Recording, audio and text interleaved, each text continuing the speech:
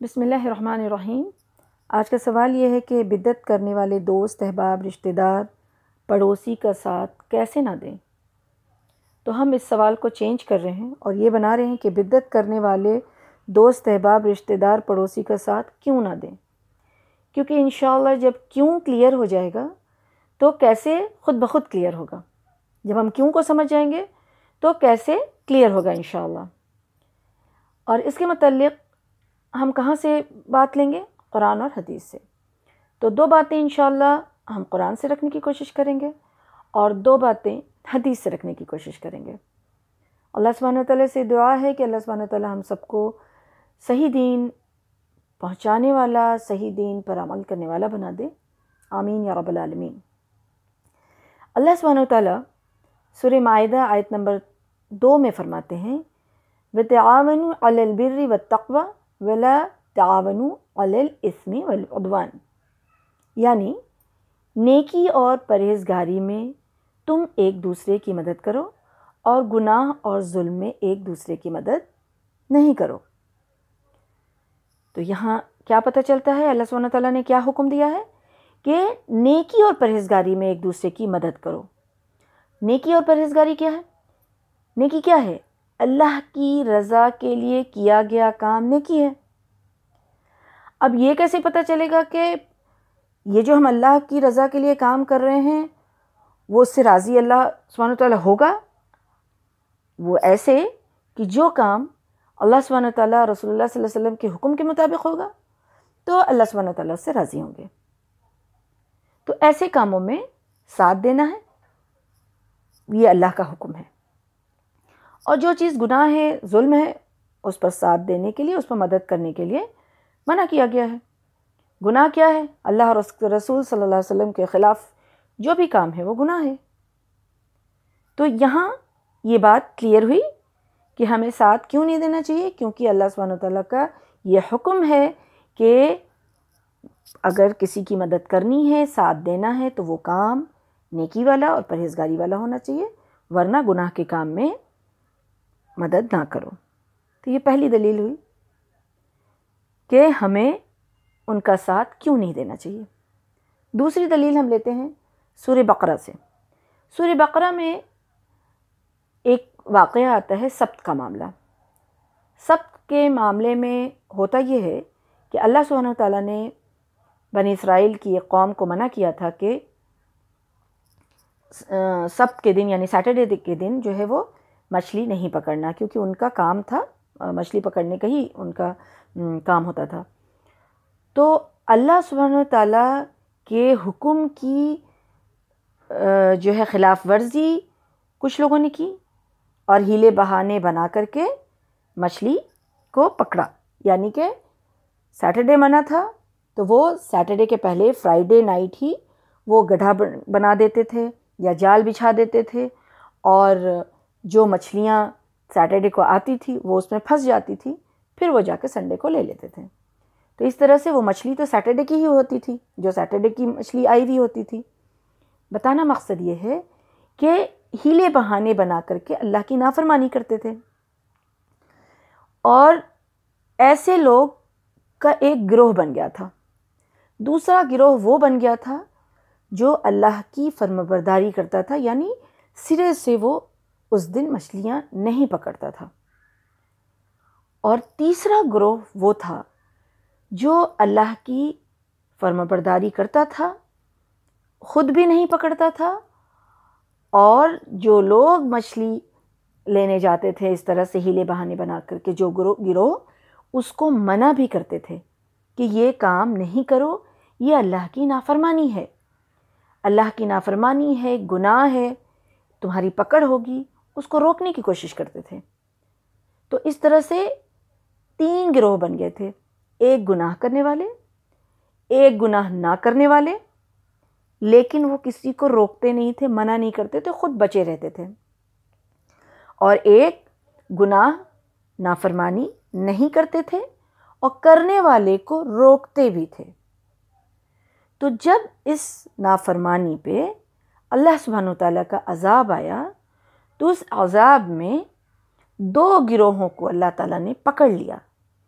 ایک وہ گروہ جو نافرمان تھا اور ایک وہ گروہ جو فرما بردار تھا، لیکن نافرمانی کرنے والوں کو روکتا بھی نہیں تھا۔ تو اس سے کیا پتہ چلا؟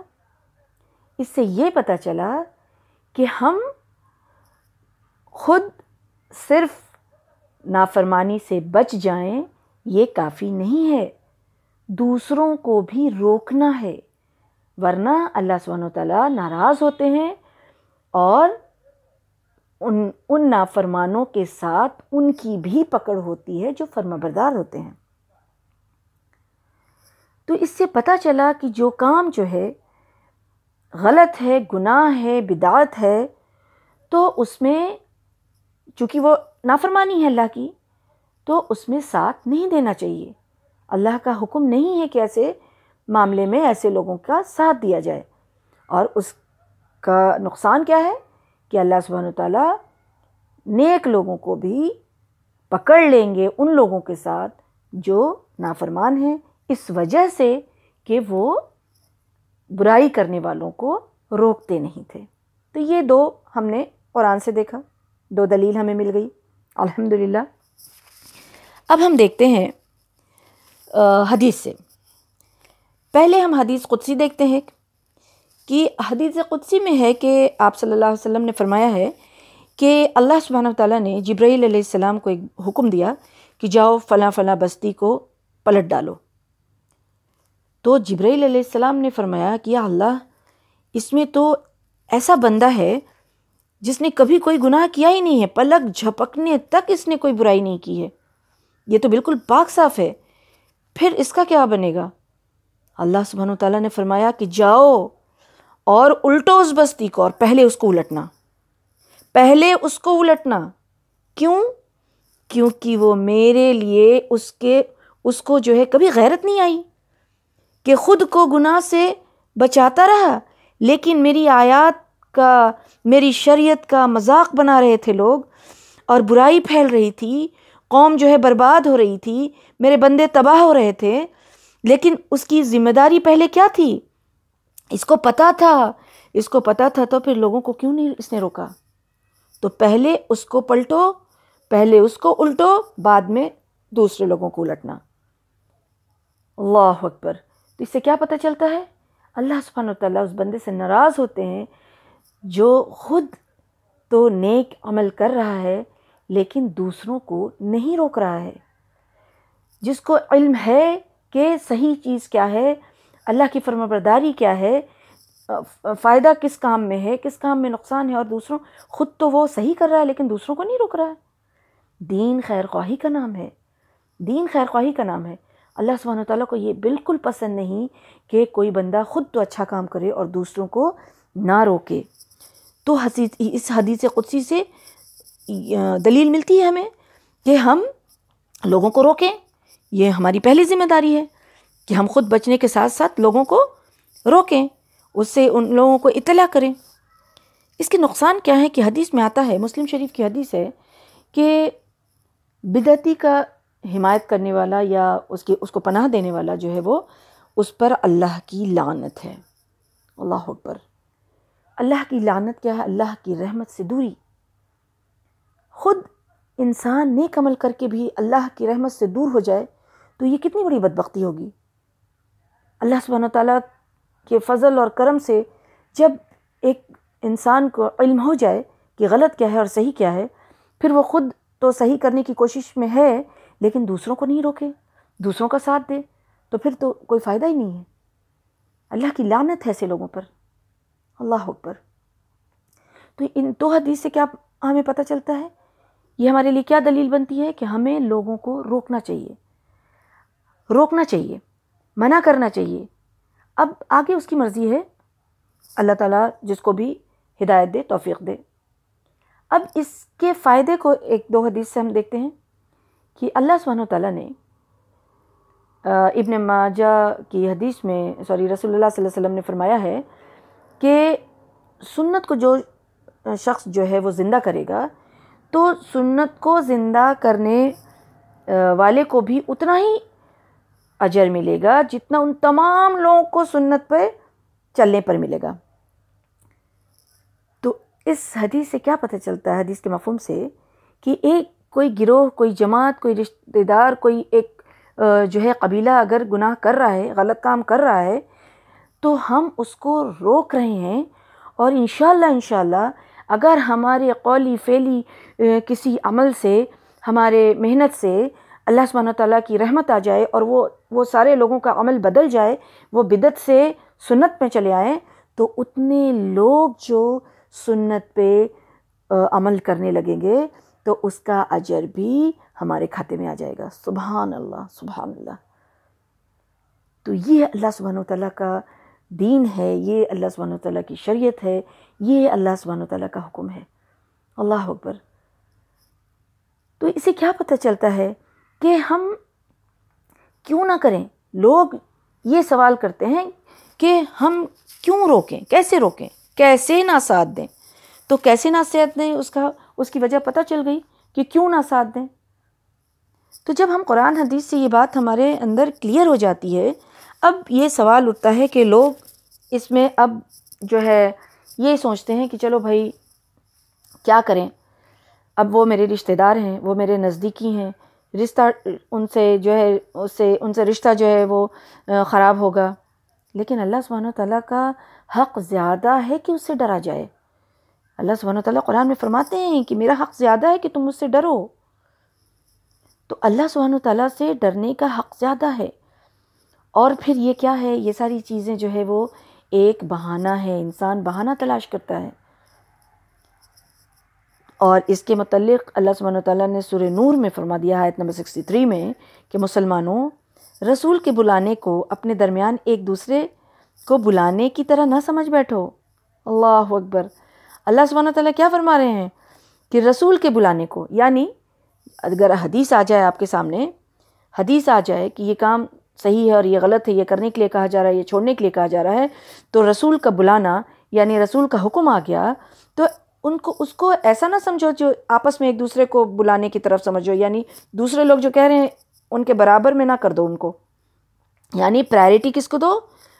رسول اللہ صلی اللہ علیہ وسلم کی تعلیمات کو پرائرٹی دو، کیونکہ اللہ سبحانہ وتعالیٰ جو ان لوگوں کو بھی جانتا ہے جو تم سے ایک دوسرے کا لوگ آڑ لیتے رہتے ہیں اور چھپکے سے گھسک جاتے ہیں، یعنی کہ صحیح کام نہیں کرتے ہیں، تو رسول کی حکم کی خلاف ورزی کرنے والوں کو ڈرنا چاہیے کہ وہ کسی فتنے میں گرفتار نہ ہو جائے یا ان پر دردناک عذاب نہ آ جائے۔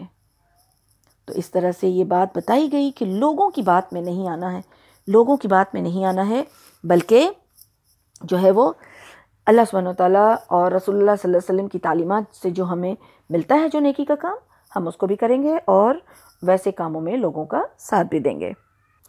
اس کے متعلق ایک اور بات ہوتی ہے کہ عقل اور جو ہے وہ انسان کا یہ ماننے کو تیار نہیں ہوتا ہے کہ ہم کیسے لوگوں کا ساتھ نہ دیں، تو کہتے ہیں کہ حکمت ہے، حکمتاً ہم ان کے اس سیلیبریشن میں گئے، حکمتاً ہم نے ساتھ دیا، حکمتاً ہم نے ان کو وش کیا، حکمتاً ہم نے ان کے دیے ہوئے کو کھایا اور پکایا۔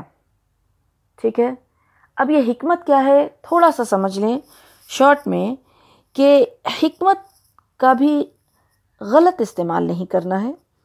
حکمت ایکچولی عقل اور شعور کی پختگی کا نام جو ہے وہ حکمت ہے۔ حکمت جو ہے وہ خیر کثیر میں آتا ہے کہ جس کو اللہ سبحانہ تعالیٰ نے حکمت دے دی، یعنی اس کو خیر اللہ سبحانہ تعالیٰ کی طرف سے مل گیا۔ اس حکمت کے آ جانے سے انسان میں اتنی عقل اور ایسا شعور آئے گا اور اتنی پختگی ہوگی اس میں کہ وہ کوئی بھی کام کرے گا تو وہ صحیح ہوگا۔ ٹھیک ہے، اب کہتے ہیں کہ حکمت یہ بھی ہے کہ کسی علم کو اپنے عمل میں لانے کا طریقہ معلوم ہو جائے، طریقہ پتہ چل جائے تو اس کو حکمت کہتے ہیں۔ صحیح ہے، بالکل۔ اب یہ ہوتا ہے کہ اب اس کو سمجھنا کہ کیسے استعمال کریں، اس کو کہاں استعمال کریں۔ اب یہی سمجھنا، اللہ سے دعا کرنا چاہیے کہ اللہ سبحانہ وتعالیٰ ہم سب کو حکمت عطا فرما دے، اب یہاں جو بات ہے یہ کسی نان مسلم کے گناہ اور غلط کام کی بات نہیں ہو رہی ہے. تو اس لیے یہاں سمجھنا یہ ہے کہ یہ بدعت کی بات ہے، یہ بدعت کرنے والوں کے لیے ہے. اب یہ بدعت چونکہ ابھی ریسنٹلی جو ہے وہ میلاد النبی کا سیلیبریشن جو ہے وہ ہوا اور اس کے متعلق یہ سوال آیا ہے، لیکن ایسے بہت سارے بدعت ہیں. جو بدعت کیا ہے کہ ثواب کی نیت سے کیا گیا کوئی کام جو ہے جس کی دلیل جو ہے قرآن اور سنت میں نہیں ملتی ہے، وہ سارا کام جو ہے وہ بدعت کہلاتا ہے. اسی میں سے ایک یہ میلاد النبی ہے.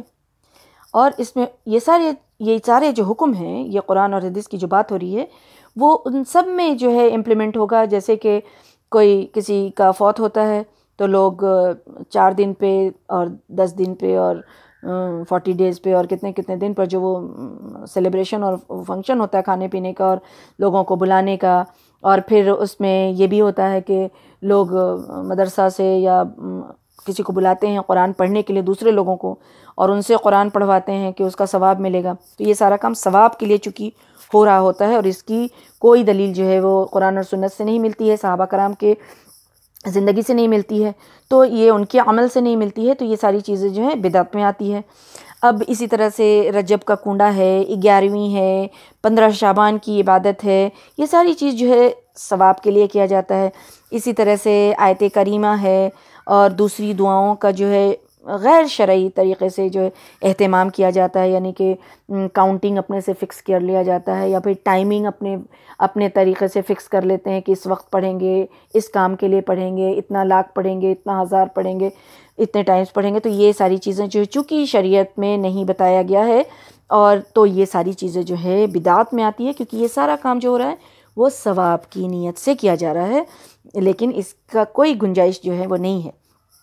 تو یہ باتیں جو ہیں اس میں بھی آئے گی کہ یہ سارے کام میں بھی اس چیز کو دیکھنا ہے کہ یہ سارے بدعت ہیں اور اس میں جو ہے وہ ساتھ نہیں دینا ہے. اب اس میں نہیں جائیں اور نہیں ساتھ دیں تو مسلمانوں کے لیے، یعنی یہاں سوال ہے بدعت میں لوگوں کو بدعت سے کیسے روکا جائے، یا ان کا ساتھ کیسے نہ دیا جائے، کیوں نہ دیا جائے. تو کیوں تو ہم سمجھ گئے الحمدللہ. اب کیسے نہ دیا جائے تھوڑا سا سمجھ لیتے ہیں، کیونکہ ہر انسان کے ساتھ جو یہ معاملہ آئے گا وہ الگ الگ ہوگا، کیونکہ ماحول الگ ہوگا، سوچ الگ ہوگی لوگوں کا جو مزاج الگ الگ ہوگا. کچھ لوگ تو ایسے ہوں گے کہ کسی کے منع کرنے پر الحمدللہ سمعنا وأطعنا، وہ تو فوراً ہی سن جائیں گے. لیکن کچھ لوگ ایسے ہوں کیونکہ علم نہیں ہوگا اور وہ کر رہے ہوں گے تو ان کو لگے گا چلو بھائی اچھا ایسا ہے تو وہ اللہ کی توفیق سے وہ سن لیں گے. کچھ لوگ ایسے ہوں گے جو بالکل سے سننا ہی پسند نہیں کریں گے. کچھ لوگ ایسے ہیں کہ بحث کریں گے، لڑائی جھگڑا کریں گے. تو وہ تو اپنے ماحول اور اپنے لوگوں کو دیکھنا ہے کہ ہم کس کے پاس جا رہے ہیں اور کیا ماحول بنے گا وہ دیکھنا ہے. لیکن یہاں یہ ہوگا کہ چونکہ مسلمان کلمہ پڑھنے والا برا کام کر رہا ہے تو اس میں کسی طرح کا بھی پارٹیسپیشن نہیں کرنا ہے. اور چونکہ ابھی وہ کر رہا ہے اور ابھی آپ کو اس چیز کی خبر لگی تو آپ فوراً سے جا کے اس کو منع کریں گے تو کوئی فائدہ ہی نہیں ہے. تو آپ اس کو کچھ نہ کہہ کر کے، آپ خاموشی اختیار کر کے آپ اس کا بائیکاٹ کریں گے. کیسے؟ آپ کسی طرح سے اس کا ہیلپ نہیں کریں گے، آپ ان کے سیلیبریشن میں نہیں جائیں گے، آپ ان کے دیے ہوئے کھانے کو، پکانے کو، مٹھائیاں کو اور جو بھی دیں گے اس کو نہیں ایکسیپٹ کریں گے. پھر وہ پوچھیں گے کیوں، کہ آپ کیوں نہیں آئے، آپ نے کیوں نہیں کھایا، آپ نے کیوں نہیں مدد کی. تب ان کو ان شارٹ بتانا ہے کہ چونکہ اللہ سبحانہ وتعالیٰ کا حکم مجھے پتہ چل گیا کہ اللہ سبحانہ وتعالیٰ ہم سے ناراض ہو جائے گا، یہ کام دین میں نہیں ہے، یہ غلط ہے، یہ سارے بدعات ہیں، تو مجھے اللہ سبحانہ وتعالیٰ سے ڈر لگا، تو اس لیے آپ مجھے معاف کر دیں. اور ہم ایسا نہیں کر سکتے ہیں. ہم نے قرآن پڑھ لیا، ہم نے حدیث جان لیا، تو ہم ایسا نہیں کر سکتے ہیں. پھر آہستہ آہستہ ان کو موقع اور مناسبت کے ساتھ اللہ کے احکام کو پہنچانا ہے کہ کیا غلط ہے، کیا صحیح ہے، اس کے چھوڑنے کے کیا فائدے ہیں، کرتے رہنے کا کیا نقصان ہے، آخرت کو یاد دلانا ہے، آخرت کے انجام کو بتانا ہے، یہ ساری چیزیں جو اللہ کی توفیق سے جو بھی علم اللہ سبحانہ وتعالیٰ نے دیا ہے ان تک پہنچا دینا ہے۔ پھر ہدایت دینے والا تو اللہ کی ذات ہے۔ اب ایک واضح دلیل آخر میں وہ یہ کہ اللہ سبحانہ تعالیٰ سورہ نساء آیت نمبر 140 میں یہ فرماتے ہیں کہ اللہ تعالیٰ اپنی کتاب میں یہ حکم پہلے نازل کر چکا ہے کہ جب تم سنو کہ آیات الہی کا انکار کیا جا رہا ہے اور ان کا مذاق اڑایا جا رہا ہے تو وہاں ان کے ساتھ مت بیٹھو، یہاں تک کہ یہ لوگ کسی دوسری بات میں نہ لگ جائیں، ورنہ تم بھی اس وقت انہی جیسے ہو جاؤ گے۔ سبحان اللہ۔ اب اس سے واضح دلیل اور کیا ہوگی؟ اللہ سبحانہ وتعالیٰ نے ایسی جگہ پہ، ایسے محفل میں، ایسے لوگوں کے ساتھ بیٹھنے سے منع فرمایا ہے جو اللہ کے نافرمان ہیں، جو اللہ کے حکم کا جو ہے انکار کرتے ہیں، جو اللہ کے حکم کا جو ہے وہ مذاق اڑاتے ہیں۔ یہ ساری چیز جو ہے بدعت ہے، شرک ہے، یہ کیا ہے؟ اللہ کی آیات کا، اللہ کی شریعت کا مذاق اڑانا ہے۔ ایسی محفل میں بیٹھنے کے لیے اللہ سبحانہ وتعالیٰ نے منع فرمایا ہے۔ اب ان چیزوں پر پختگی سے کون قائم ہو سکتا ہے؟ وہی قائم ہو سکتا ہے جس کو اللہ کے سامنے کھڑے ہونے کا ڈر ہے، کیونکہ اللہ سبحانہ وتعالیٰ سورہ رحمان میں فرماتے ہیں کہ وَلِمَنْ خَافَ مَقَامَ رَبِّهِ جَنَّتَانِ، جو شخص اپنے رب کے سامنے کھڑا ہونے سے ڈر گیا اس کے لیے 2 جنت ہیں۔ رب کے سامنے کھڑا ہونے سے ڈرنے کا کیا مطلب ہے؟ کہ اس کو دنیا کی فکر نہیں ہوگی، وہ دنیا کو ترجیح نہیں دے گا، وہ دنیا والوں کو ترجیح نہیں دے گا، وہ دنیا والوں کے ناراض ہونے اور خوش ہونے کی پرواہ نہیں کرے گا، بلکہ اس کو فکر ہوگی تو اللہ کے راضی ہونے اور ناراض ہونے کا وہ ترجیح دے گا، تو اللہ سبحانہ وتعالیٰ کے راضی اور ناراض ہونے کو وہ ترجیح دے گا، تو اپنے آخرت کے انجام کو۔ کیونکہ دنیا جب حاوی ہو جاتی ہے، دنیا والے جب حاوی ہو جاتے ہیں تو اللہ کا ڈر جو ہے وہ کم ہوتا چلا جاتا ہے، کم ہوتا چلا جاتا ہے۔